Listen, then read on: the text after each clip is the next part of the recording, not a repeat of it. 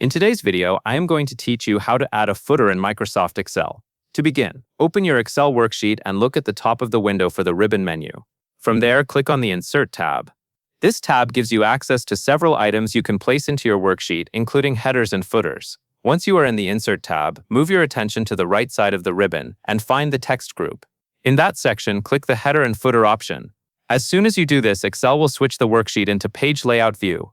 This view is helpful because it lets you work on areas of the page that do not normally appear in the standard spreadsheet view. Next, scroll all the way down to the bottom of the page. There you will see the footer area with 3 separate boxes. These boxes let you place content on the left side, center, or right side of the footer. Click into any one of the empty boxes labeled Add Footer, depending on where you want your text to appear. Now type the text you want to include in the footer.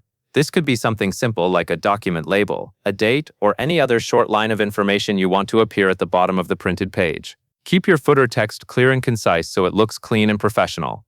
After entering your text, click any cell outside the footer area. This confirms the change and lets you see how the footer sits on the page. If needed, you can always click back into the footer later to make adjustments.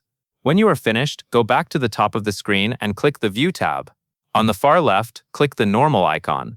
This takes you out of Page Layout View and returns you to the standard worksheet view that most people use for editing data. At this point, your footer has been added and saved as part of the worksheet layout.